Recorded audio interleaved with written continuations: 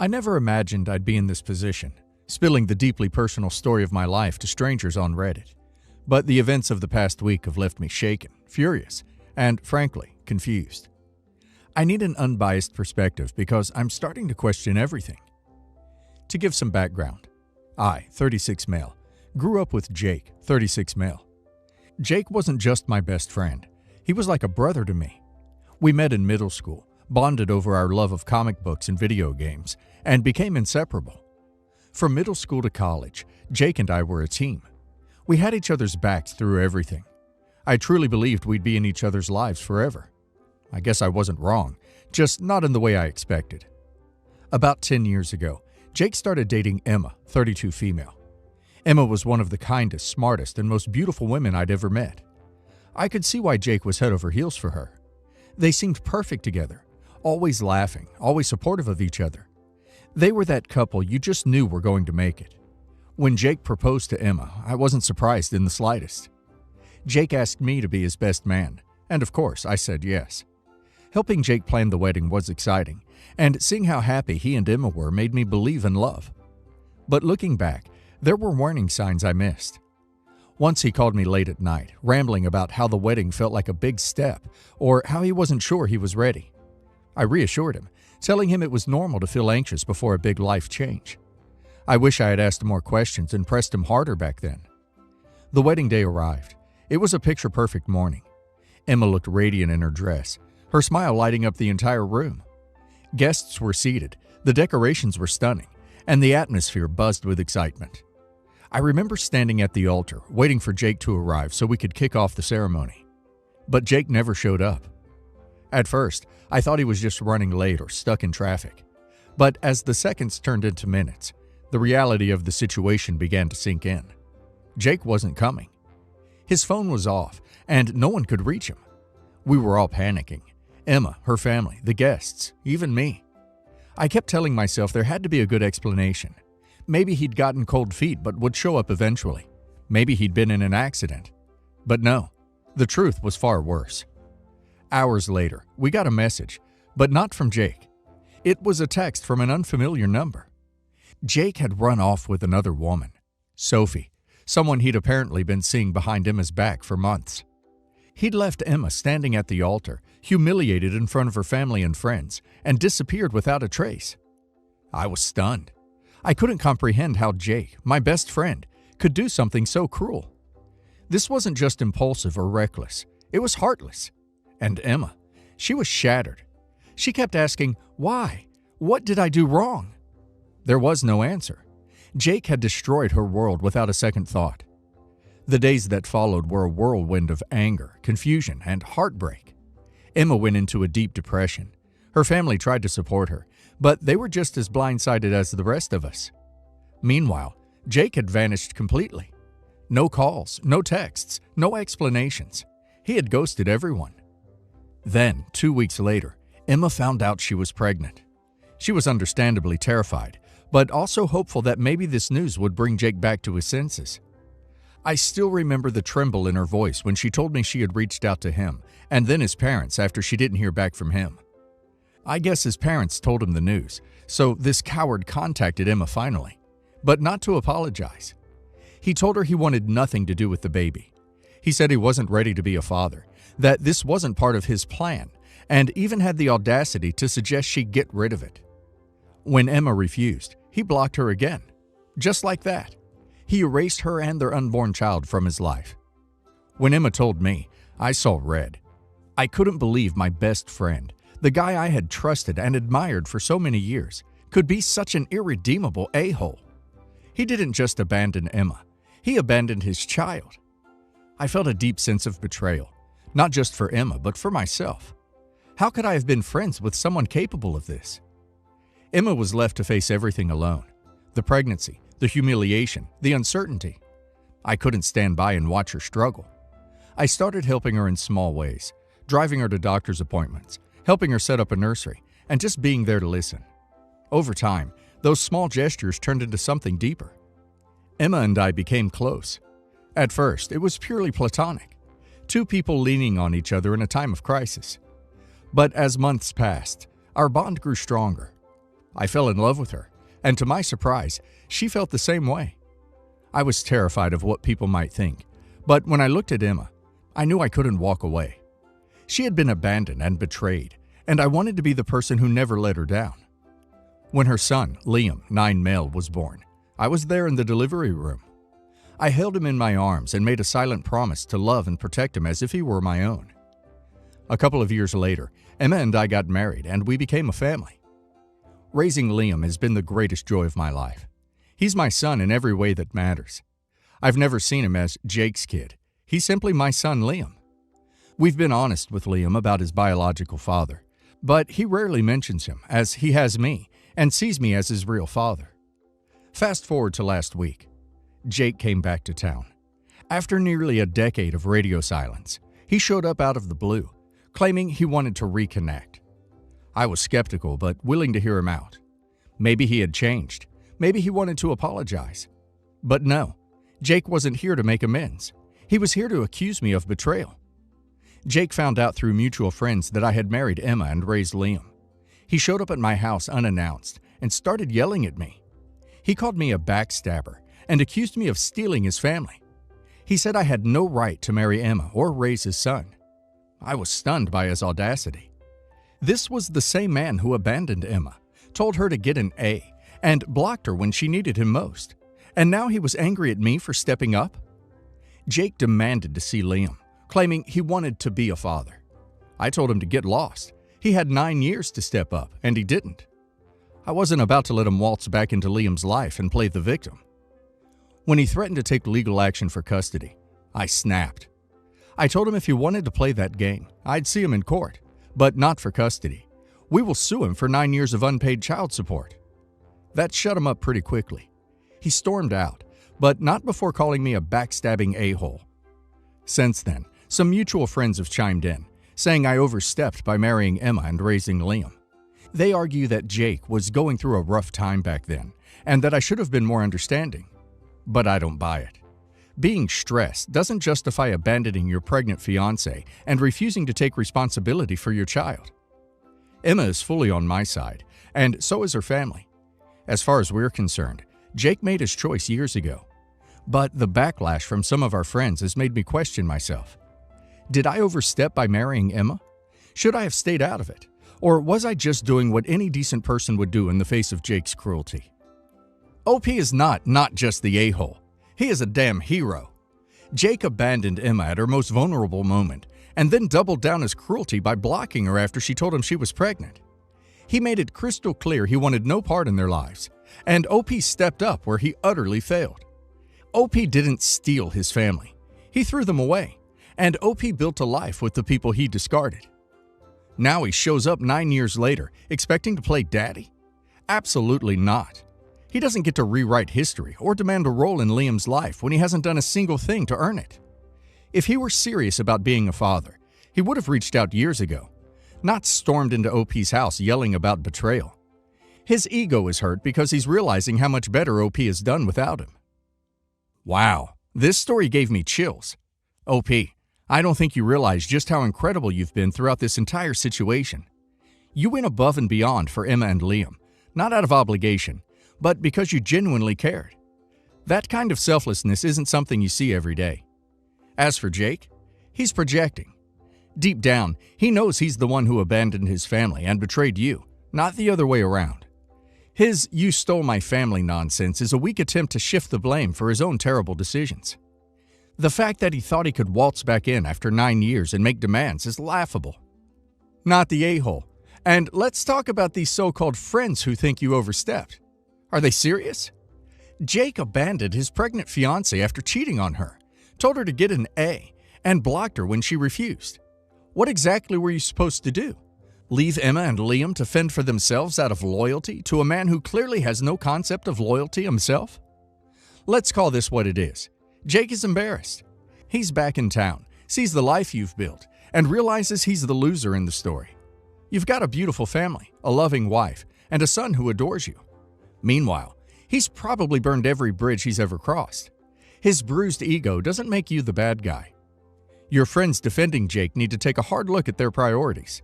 Supporting a deadbeat dad who's trying to rewrite history is a terrible look.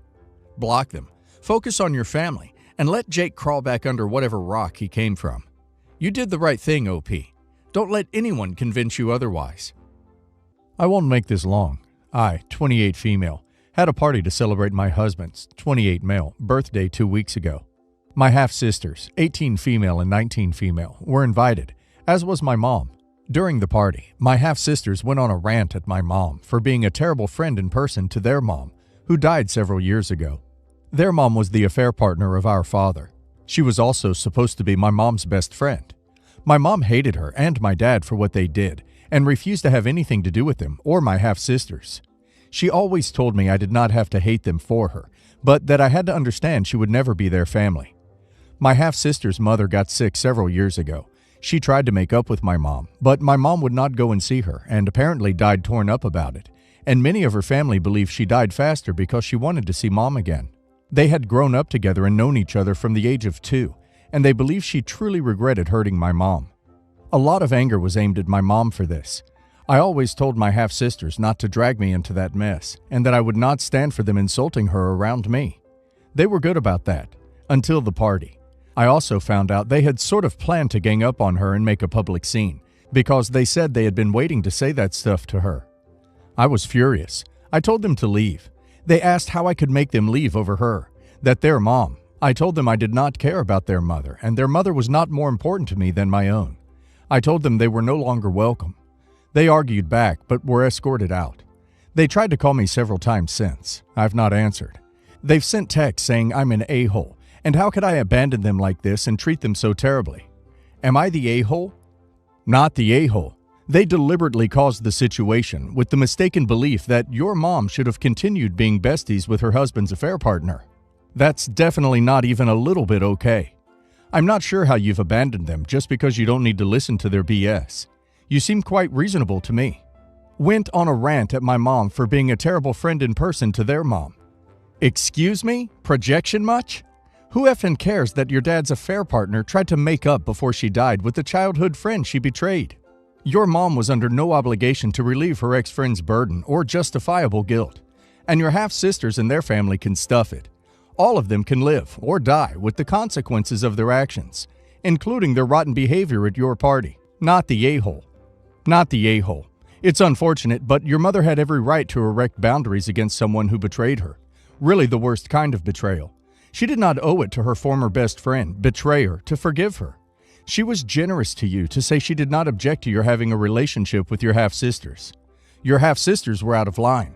Their mother and your father were responsible for destroying your mother's family. Your nuclear family too, of course. It's up to you if you want to resume contact with them. I, 16 female, work and buy most if not all of the food I eat. I also get to buy video games and things like that when something good comes out. I don't ever have to ask my dad or his wife for money. But sometimes my step-siblings, stepsister, 15 female, and stepbrother, 14 male, will ask me for money or for some of the food I bought, or they'll want me to buy them a video game. I've always said no, and now that they're both technically old enough, I tell them to babysit or get some kind of job where they can pay for that stuff. My dad's wife doesn't like it. She says what's mine is technically hers and my dad's, and it should be shared. I told her I work for it, though, and I've worked in some capacity since I was 14, and I sometimes got money when I was 13 to pick up groceries for a neighbor, which I started doing to help her out, but she would pay me a little sometimes. She went on about family again, and then my dad told me it was selfish of me not to be more inclusive of my siblings. He and I talked one-on-one where I told him we weren't siblings, that they only wanted something from me because I have money and they don't, but they never gave a crap about us being a family either. We have never acted or lived as a family. Before this stuff really got annoying, we lived as two separate families, and once my step-siblings started asking, my dad and his wife started acting like we were siblings who'd known each other a long time. But even now it has been only 3 years since I first met her kids and her. They were together 2 years before they got married, and we weren't introduced before then. My dad still thinks I should consider them my family, and should be more selfless and loving because we'll always be in each other's lives, and he was mad that I didn't consider them family, because he said step-family is still family. Am I the a-hole? Not the a-hole. You are not obligated to share possessions you've paid for yourself, or give them money you've earned. This would be the same even if they were full siblings.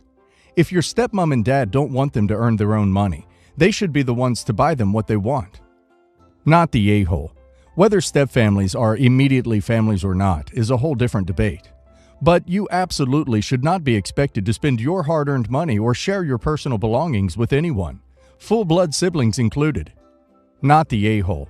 Please talk to your dad again and ask him to help you separate these two issues. The first issue: you work for your money. You have since you were 14, and you do not understand why the rules are different for you and your step-siblings. Why are you expected to earn your spending money, but they are somehow just entitled to money you earn, rather than having to earn it themselves? How is that fair? Then let them know you would have the same question if they were your biological siblings, and this is a separate issue from whether they are a loving family. 10 years ago, I lost my sister. She had 2 kids, Elodie, 15 female, and Luca, 13 male, who were only 5 and 3 at the time of her passing. Her husband, Mike, met Susan about 3 years later. They were together for 2 years, had 2 kids, and were very newly married when he passed away. When Mike died, the kids wanted to stay with my parents. My parents wanted custody of the kids, but Susan wanted to keep and adopt them. A court battle ensued. Before the court case was finished, I retained temporary custody of them. The judge named my parents as the legal guardians and suggested they try to keep in touch with their younger half-siblings. Susan made that difficult. She was a struggling single mom and would expect my family to provide for her kids when they would see my nibblings. When they wouldn't, she prevented them from meeting, and so contact was very limited. Except she stopped communication with my parents years ago now, but she still reaches out to me, and she will still make a fuss about us stealing her kids and how we denied them a parent by taking them from her. More recently, she started asking me to bring them to her upcoming 40th birthday party. I started to ignore her, and she got more persistent. I told her to stop, to speak to my parents. She ignored me. So I told her that she had no reason to contact me anymore, that my nibblings were not her children, she was not in their lives anymore, and she needed to either let it go or speak to my nibblings' actual custodial relatives. This apparently was so nasty to say, because not only did she react to what I sent her, but Mike's parents said I was too harsh, and that she was still their family as their siblings' mom, and it was such a shame the kids don't grow to love and appreciate Susan in that length of time, but it doesn't mean I should crap on her when she still cares so much. I fired back that she can't care too much when she stopped her kids from seeing them because we didn't give them gifts. They had no real answer for that, because even they weren't allowed to facilitate access. I do wonder if I should have been less harsh, though. Am I the a-hole? Not the a-hole, because it sounds like she would have no reason to contact you at all. If she wants to keep all the siblings in contact, she should go through the dad's parents, since the dad is their connection. Poor kids. I hope they have adjusted well. That is a lot to go through. Not the a-hole. Lady made her bed and tried to claim 2 kids who weren't hers to begin with, then tried to force your family to financially support her other children. Some of the problems with being a step-parent is that once that relationship ends, you lose the other person's kids. It's the reason I don't date someone with kids. She tried to keep them and failed. Everyone sucks here, leaning you're the a-hole. You see Susan as an enemy due to the custody battle. But from here, she looks like a woman who loved them enough to want to keep them. And how is that bad to have more people like that in their lives? What are Elodie and Luca's thoughts? Do they want to see her? Also, what exactly does provide for during the half-siblings visits mean? Like, expect them to be included in the fun activities you guys choose? Even if they were expensive and fed, or if it's Christmas or a birthday, someone would think to get them a present and be considerate about the disparity? Unless she was making large demands outside of their visits, like for private school tuition if their half-siblings were being sent to private school, or expensive ballet lessons because niece was getting the same. The request for equal treatment during visits seems pretty reasonable, and actually good parenting, not sending her children to a place where they'd be treated as second-class citizens. I would like to point out that your parents, and you, choose the activities she wanted you to pay for. The kids do not care. They did not want to stay with Susan, and they do not want a relationship with her. She wanted birthday and Christmas gifts and random little gifts sent from time to time. Basically, she wanted them to treat them the way they did my niece and nephew, even though they had custody. She was the one who would choose a place that costs money versus a park which is free, and then expect them to pay. They would try to keep it in a neutral place and somewhere that wouldn't cost money, but that wasn't always what she wanted. Honestly, the contact should have happened with Mike's parents, since they're the grandparents of all 4 kids, and they seem to care now, but never offered to help before. And they saw Elodie and Luca, and they saw their other grandkids.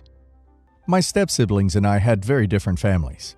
My dad and stepmother adopted them when I was 18 to 21, and they're being raised in a very traditional, obey-your-parents, family-is-everything environment. I was raised the opposite of that. Something incredibly traumatic happened to my stepmother that was caused by my mother, so once I was 13, I didn't really have parents anymore. I was not only allowed, but encouraged to be out of the house as much as possible, and with no questions asked about where I was going or what I was doing. My dad would literally drive me wherever I asked, which I rarely had to. Around age 14, I ended up quietly moving in with a local college student who was pretty much informally running a home for rejected kids. Some of them were related to her, most were not. Looking back, it was an incredibly sketchy setup, but she was genuinely a good person, and the other kids involved were also the best they could be, so it managed to be okay. I'm still in touch with most of them today, and one of them is now my fiance. I don't have as much contact with my family because we're not close, but I am trying. Recently, they've been complaining about the things they fight with their teenage kids on. They won't let their 16-year-old get birth control because they think it's not appropriate. I was borderline forced on it at 13 because I was alone too much. So this stance of theirs is news to me, and I reminded them of that. I didn't realize they were on speakerphone. The kids heard it, and they freaked out. Now my parents are mad at me for bringing up a dark chapter and for giving the kids information that they can't possibly understand. I didn't know they didn't know anything. I know there was a big push to sweep everything under the rug to look normal around the time of the adoptions. There wasn't a discussion about it, but the fact that I just didn't live there as a teenager and that they didn't raise me at all has never really been acknowledged.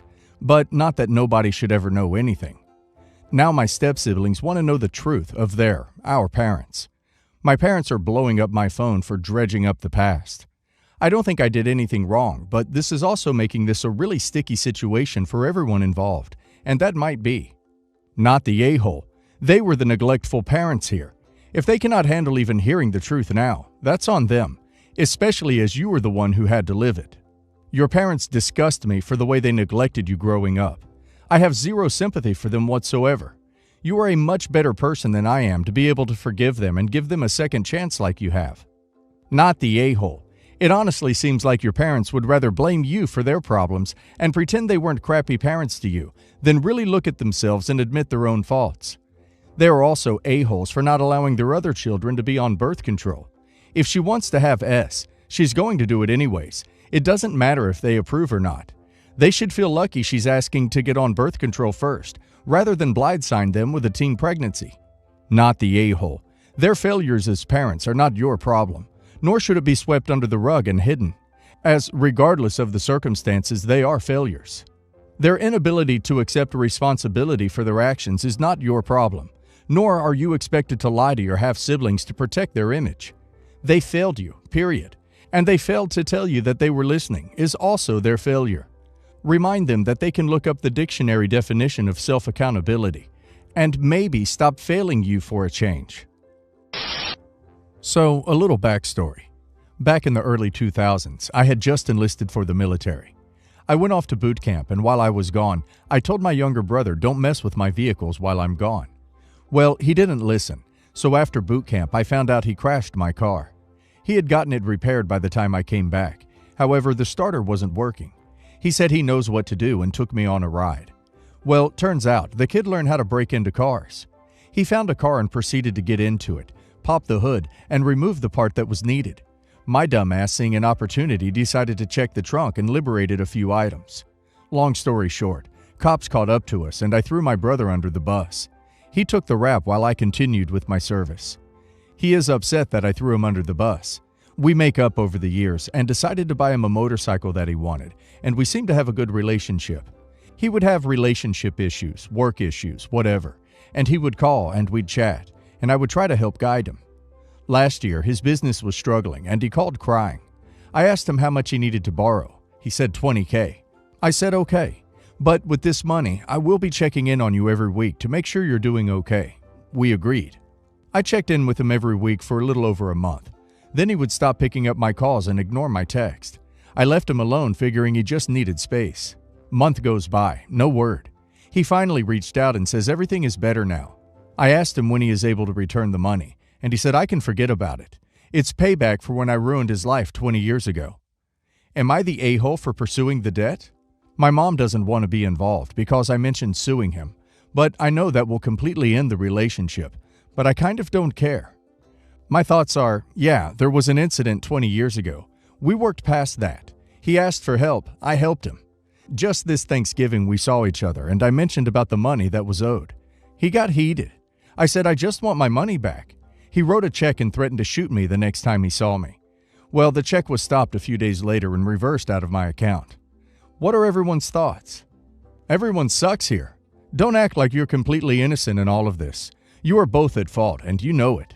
Also, don't lend money that you can't afford to lose, especially to someone you wronged in the past. Everyone sucks here. Don't lend money you can't lose. Don't throw family under the bus. I don't agree with his actions, but you aren't any prize chicken either. Meh, not the a-hole. If you made it perfectly clear that it was a loan and you have an agreement to back it up, preferably a written one, you're entitled to that money back. However, I caution going straight down the court route. I'm a barrister, and going to court over this will likely permanently damage or destroy your relationship with your brother forever. Further, it may end up costing you more than the $20,000 to take him to court, particularly if you lose and have an order for costs made against you. Think about this long and hard. Maybe let things cool down for a couple of months. Seek legal advice and be sure to have a strong case. I would also look into alternative dispute resolution, such as arbitration or mediation first. See if an agreement can be reached out of court first. My wife, Sarah, 28 female, grew up in the shadow of her older sister, Laura, 32 female. If you've ever heard the term golden child, you'll know exactly what I mean. Laura was their mother Diane's, 56 female, pride and joy. From the moment they were born, Diane made no secret of her favoritism. Laura could do no wrong. She was the star pupil, the graceful dancer, and the girl everyone supposedly wanted to be. Diane showered her with praise and attention, while Sarah was treated as an afterthought. It didn't matter how well Sarah did in school, how hard she worked, or how kind she was. Diane always found a way to minimize her accomplishments. Sarah told me stories of how Diane would throw elaborate parties for Laura's achievements. Straight A's, a piano recital, even small milestones like getting a summer internship. For Sarah, there were no parties, no praise, just indifference. Sarah was always expected to celebrate her sister's success, but no one celebrated hers. The favoritism extended beyond words. When Laura wanted something, she got it. Designer clothes, extracurricular lessons, expensive trips. It didn't matter the cost. But when Sarah wanted something, Diane would say, "We need to be practical," or "We can't afford that right now." It was a double standard that followed Sarah into adulthood. As adults, Laura's golden child status persisted. She married Ethan, a wealthy businessman who oozes snobbery. They live in a mansion, drive luxury cars, and vacation in exotic places. Diane couldn't be prouder. She frequently brags about Laura and Ethan's wealth, their perfect marriage, and how they've built such a successful life together. But beneath the glittering surface, Laura and Ethan have been struggling with infertility. For years, they've been trying to have a child with no success. This has been a sensitive subject for the family, and Sarah and I have always been careful not to bring it up. We sympathize with their struggle. It's a heartbreaking situation, and we've tried to be supportive. 5 years ago, I met Sarah at a charity event. She was volunteering, handing out flyers and greeting guests with a warm smile. I was drawn to her immediately. There was something about her kindness, her strength, and the way she carried herself that captivated me. We started talking, and I quickly learned that she was as incredible on the inside as she was on the outside. She had this quiet resilience that came from years of being underestimated, and it only made me admire her more. I asked her out, and the rest, as they say, is history. Our relationship grew quickly. Sarah was open about her family dynamics, and I got a front row seat to the dysfunction. Diane didn't like me. She thought Sarah deserved someone wealthier, more polished, someone like Ethan. But Sarah shut her mother down every time, making it clear that she valued love and character over material possessions. After 2 years of dating, I proposed. We had a small, intimate wedding, just the way we wanted it. Diane, of course, criticized every detail. She compared it to Laura's lavish wedding, calling ours cheap, tasteless, and underwhelming. Sarah brushed it off. She was used to her mother's comments by then. From the beginning of our marriage, Sarah and I agreed that we wanted children. We were thrilled when we found out we were expecting. Sarah couldn't wait to share the news with her family, even though I had reservations about how they'd react.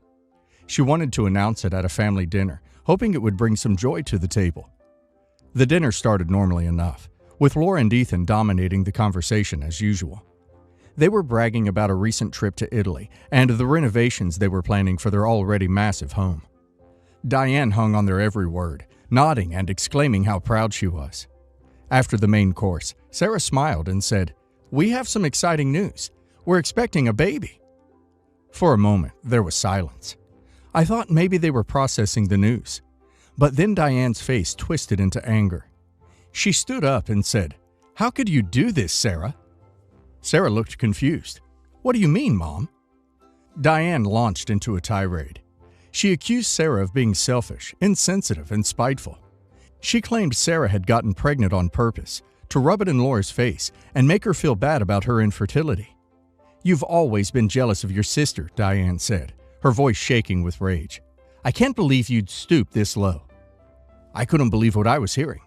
Sarah was sitting there, visibly hurt, trying to hold back tears. And Laura? She just sat there smirking, clearly enjoying the spectacle. I couldn't stay silent. I stood up and said, "Maybe Laura should have thought about that before she terminated her baby with her high school boyfriend because he was too poor for your standards, Diane. Maybe you would have been a grandma by now." The room went silent. You could have heard a pin drop. Diane's face turned ghostly white, and Laura looked like she'd been slapped. For context, Sarah had confided in me about this during one of our late-night conversations. Laura had been in love with her high school boyfriend, Ryan. They'd been inseparable, but Diane disapproved of him because his family wasn't wealthy. When Laura got pregnant, Diane pressured her into termination, telling her that keeping the baby would ruin her future. Laura eventually broke up with Ryan and moved on to Ethan, the perfect wealthy husband Diane had always wanted for her. Diane started sputtering, clutching her chest like she was about to have a heart attack. Laura screamed, "How dare you bring that up?" and stormed out of the room, with Ethan trailing behind her. Diane turned to me, her face red with fury, and said, "You've ruined everything. How could you say something so cruel?" I looked her straight in the eye and said, "Cruel? You've spent Sarah's entire life tearing her down while putting Laura on a pedestal. You forced Laura to make a decision she clearly regrets, and now you're trying to guilt Sarah for something she had every right to celebrate. Don't talk to me about cruelty." With that, I took Sarah's hand and we left. Since that night, Diane has been calling and texting nonstop, demanding an apology. She says I humiliated Laura. Laura hasn't spoken to us directly, but through the family grapevine, we've heard she's furious. Sarah's father, who usually stays out of Diane's drama, actually called to say he's on our side. He admitted that Diane has always favored Laura and said he's proud of Sarah for finally standing up for herself, even though technically it was me who stood up. As for Sarah, she's been feeling a mix of relief and guilt. She's glad someone finally called out Diane's behavior, but worried about the long-term damage to her relationship with her family.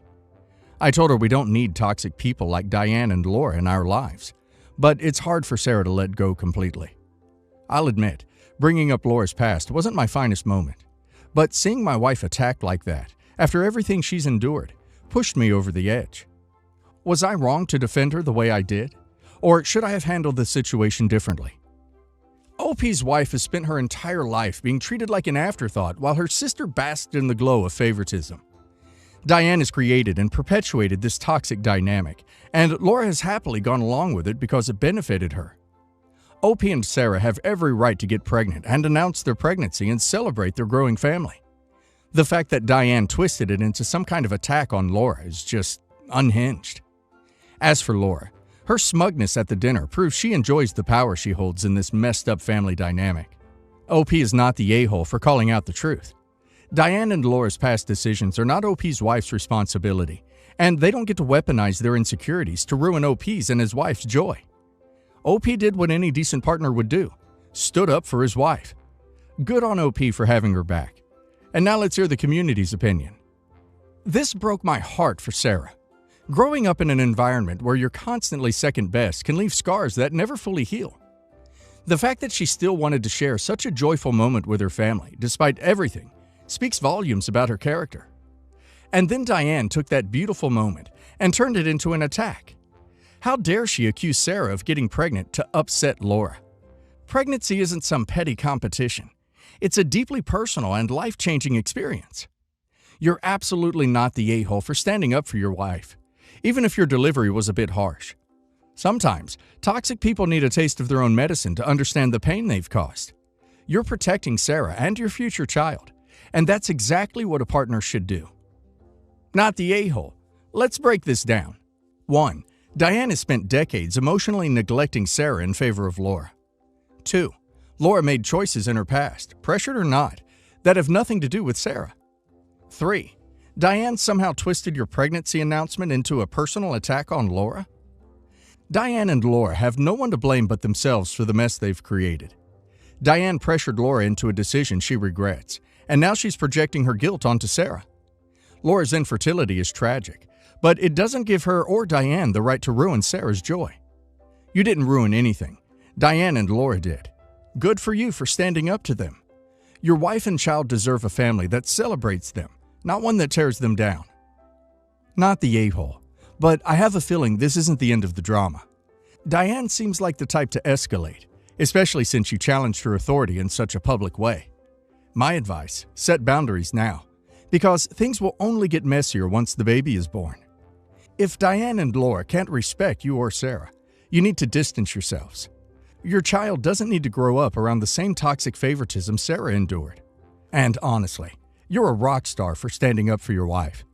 Calling out Laura's past may not have been the most tactful move, but it clearly struck a nerve, which means it needed to be said. Keep protecting Sarah and your growing family. She's lucky to have you in her corner. Me, 23 male, and my brother, 17 male, have been living with our grandma. My mother abandoned us after my dad died 10 years ago and remarried 2 years later. Our grandma from my dad's side took care of us. Since then, our mom has only reached out to us less than 5 times. She has 2 kids with the guy she got married to. Our grandma paid our school fees and basically took the responsibility of a guardian.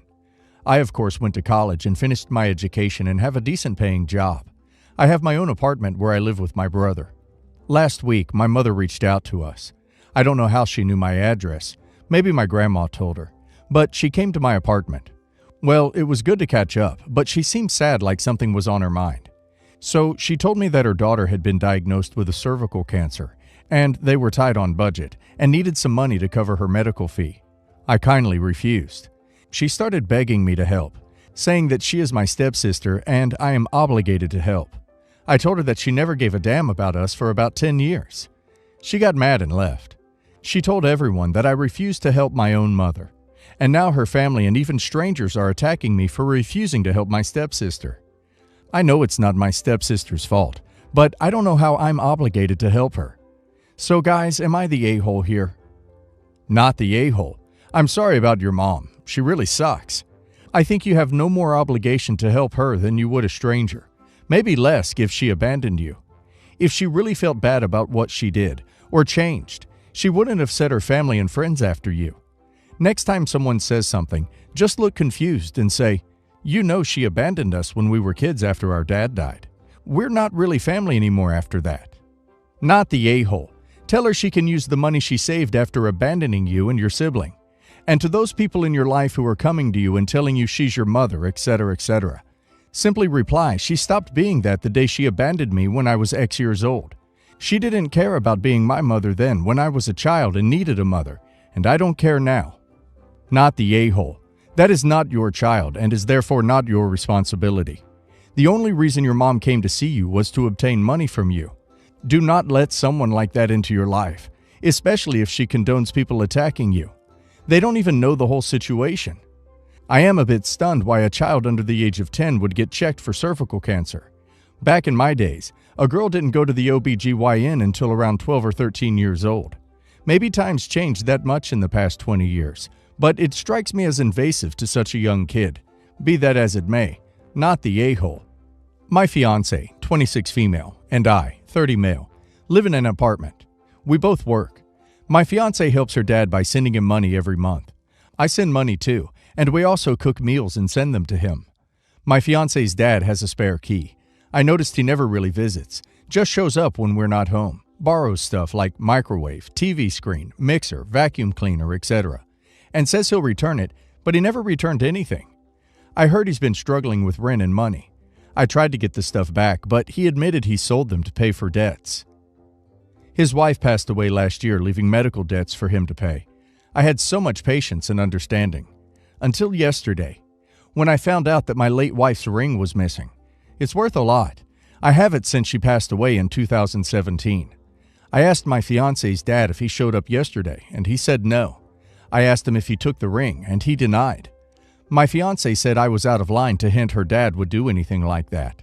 What he didn't know is that I had a camera installed outside.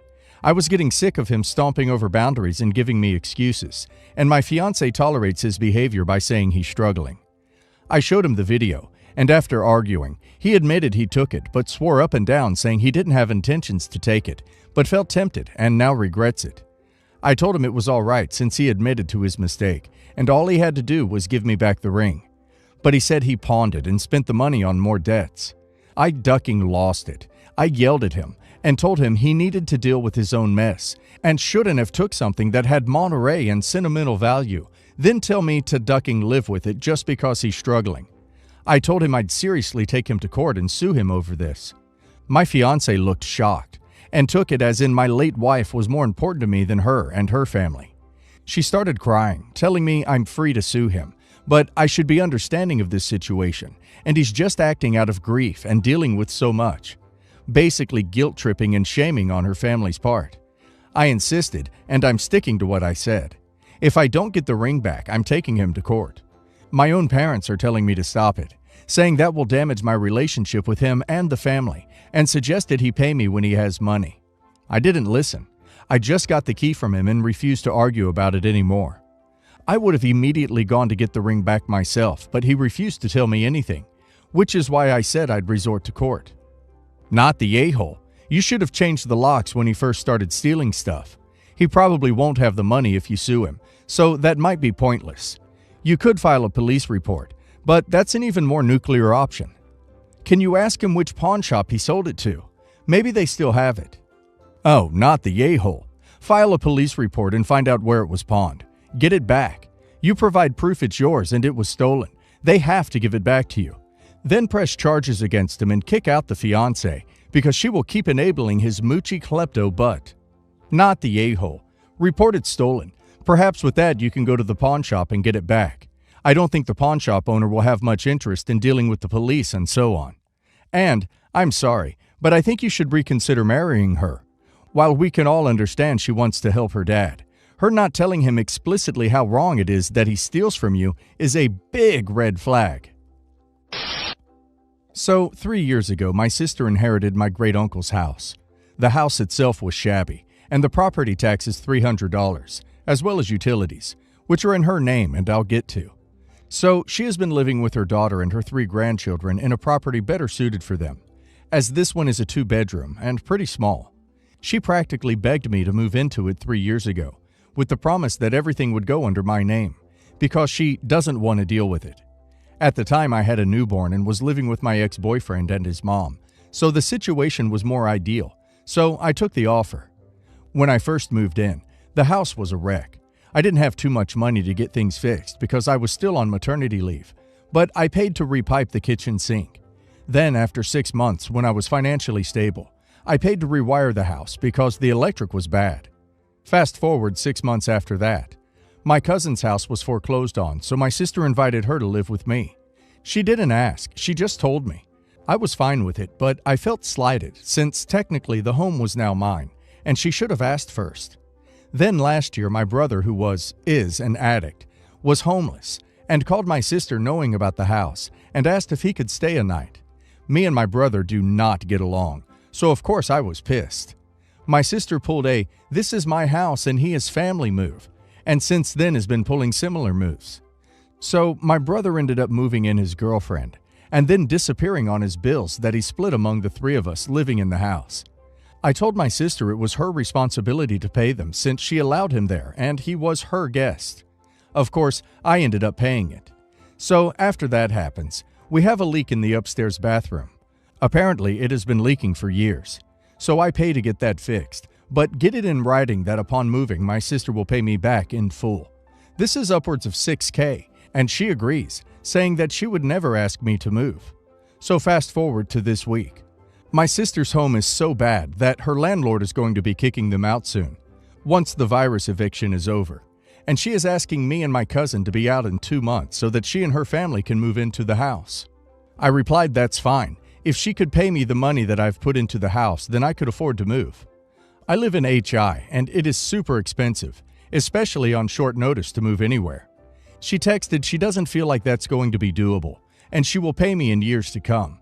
So I responded that I will have a lawyer contact her if she does not pay me back, or she can sign the house over as promised and pay me rent to pay me back. My mom is now involved and thinks I'm being a total B about it. But I'm a single mom and all my savings have gone into this house. And I feel like I deserve to be paid back, especially with her lying to me about how things were going to be, and it being different once I moved in. Am I the a-hole for wanting to sue my sister for my money back? Not the a-hole. Change the locks and refuse to move out until you get all your money back, not just the $6,000. That includes whatever bills you covered for her guests. Not the a-hole. You should sue. You have a great case for verbal contract, promissory estoppel, and or unjust enrichment. You might be able to get the house, not just your money. Not the a-hole. Your sister is, both for not upholding her end of the deal, and also for forcing you to move instead of just finding somewhere else for herself to live. I get that this option is free, but she essentially told you the house was yours and wasn't using it, and is now reneging on that. So my boyfriend and I have been dating for 6 years, and we have a 2-year-old daughter. So our daughter is very light-skinned, British, but has curly hair, and looks like a lighter-skinned version of myself. Every year my boyfriend's Japanese side of his family throw a huge party for all the grandkids, and last year was our first year going. The minute I walked into the party, I could feel the awkwardness, as I was the only dark-skinned person there. Fast forward an hour. It's my daughter's turn to get her gift from Santa, and the first thing that goes wrong is that they say, my boyfriend's name's Baby. And her name is not that difficult. It's Kayla, said how it is spelled. But they did not even try. Then when we went up to take the picture, they seemed to have rushed us along. Nobody counted 1, 2, 3 as they did for everyone else, and no one tried to make the baby smile again. Minor. I take my daughter's gift on the side and open it, and I wasn't sure if it was a joke or just an a-hole move, but it was all blue clothes, and blue bedding for a baby boy, not my daughter, and it had a musty smell. When I took it under better lighting, I realized there were yellow stains all over the clothes as if it was in storage for years. As we are getting ready to leave, his dad orchestrates a picture of all the family, which consists of friends and family and significant others. While I was holding my daughter getting ready for the picture, the dad calls me over, and at the time I thought it was a joke. But he was asking me to take the picture, and signaling for a friend of a cousin to hop in and give me the camera. My boyfriend, being the guy he is, grabbed the camera and told his dad, "No, I'll do it. She's holding the baby." His dad then made a bigger butt of himself and told him, "Get in the picture. Blank, come take it. Grandma's waiting." I felt very embarrassed, and instead of taking the picture, I grabbed my things and went to the car. Shortly after, my boyfriend came in and found me crying. I told him how it made me feel and let him know the other things that occurred throughout the night, and he agreed it was messed up and we were leaving. Now this year, I told my boyfriend I wouldn't be attending any more parties with his Japanese side of his family until things change, and that neither would the baby. He's now upset with me. He understands why I wouldn't attend, but doesn't understand why his daughter couldn't see her other side of his family, especially now that she's a little older, able to talk and interact. The cute stage. It is very hard for me to explain to him how his family might treat her differently, as they do me, because she is not light-skinned, or because she doesn't look Japanese like the other kids, and how I cannot allow that to be in her life. Am I the a-hole for not allowing her to get to know her father's side of the family because of how they treated me? Not the a-hole. Based on the gift that your daughter received, I'd say that they treated her badly as well. That family sounds like a bunch of a-holes to me, and a young child shouldn't be in such an environment in my opinion. Yes, the a-hole. The family sounds like a big a-hole. However, they are your husband's family. No matter how much that sucks, it is what it is. He has a right to share your daughter with his family. She'll have the choice when she's older to decide whether or not she wishes to continue a relationship with her. Not the a-hole. This is never okay, and your boyfriend may not understand that his family is only trying to make him break up with you because you're not Japanese and/or Asian. Same for your daughter, who they don't treat well either. You must stand your ground and never go back to those gatherings, and you must make him choose these options. Either your family or my daughter and me. Because if he won't listen because of pride or whatever, then you must take action now. So, my boyfriend and I have been together for about 6 years now, and we share a 2-year-old daughter. Before I met him, I was in a serious relationship that was extremely aggressive, and I haven't seen my ex-boyfriend for a few years. But while I was out eating with my daughter and my mother-in-law, an old mutual friend of my ex and I saw me, and as she was saying hi, she took one look at my daughter and asked if that was my ex and I's kid. I let her know that we never had any kids, and that she's 2. After I told her that, she laughed and said, "Dang, she looks like him for some reason," which in my opinion was extremely rude, especially because she knew that we had been broken up for a long time, and my daughter was still really young. When she left, my mother-in-law was making jokes about it, saying, "I never knew you guys had a secret baby." And then she started to ask me when was the last time I saw him. I answered with, "I don't really even remember, but it has got to be at least 3 years ago." I explained to her that I saw him in passing once, and it was an awkward moment because it was in Walmart, and she kind of laughed it off. Fast forward to Wednesday, and me and my boyfriend are having lunch, and he asks me if I would ever take a DNA test for him. I answered, no, I wouldn't see the point, but that if he wanted me to, I certainly would, and I would also feel offended, the same way he would if I asked to check his phone records going back 5 years. He told me I was being irrational, and when I asked why he even randomly asked me that, he said that his mom had ordered a DNA test and wanted him to have me conduct it on the baby, because people have been telling her she doesn't look anything like her. A little background. My daughter looks like both of us. I am black and he is white with hazel eyes. She has caramel, brown eyes, and has curly hair that has blonde highlights, while mother-in-law is blonde-haired and blue-eyed. He and his mother look nothing alike, and him asking for a DNA test would insinuate that I cheated on him 2 years ago, which also offends me. For now, I am refusing the DNA test, almost as a way to protest him offending me in such a way. But then I also feel like it makes me look guilty. I told my best friend about it, and she said I should just take the test and then take a break from the relationship, because that means he didn't trust me. I tried to explain to him how it almost feels like my ex is still being aggressive to me by having me be questioned, and having our kid be questioned, and it seemed like it registered to him.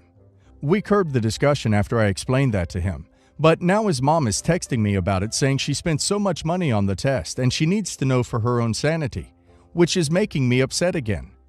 Am I the a-hole here for refusing the DNA test? What the duck? His mom wants a DNA test because her biracial granddaughter doesn't look enough like her? It sounds like he's never had any reason not to trust you before, and he's risking your relationship because of an offhand comment by a stranger. You are so not the a-hole. Not the a-hole. Time-wise, she can't be anyone's child but your partner's, from what I can tell. And honestly, I don't know if I would ever trust my mother-in-law if she so solidly believes you cheated that a test would prove you did, you know? Not the a-hole. And this is a perfect opportunity for your boyfriend to prove his loyalty to you by standing up to his mother. I suspect all of this tension is coming from her and not from him. Update. My boyfriend and his mother got into it pretty bad last night. He told her she was a B for always trying to make his girlfriends feel like crap so they will leave him, and that her shady past has blurred her vision of how relationships work. She told him I was probably sleeping around to get over my ex, even though it was at least 5 or 6 years since we had already broken up, and that she demanded a test before she kept treating her like a grandbaby. I told her we will not be talking to her ever again, and that she needs to ask his dad for a test because she sounds like she's projecting.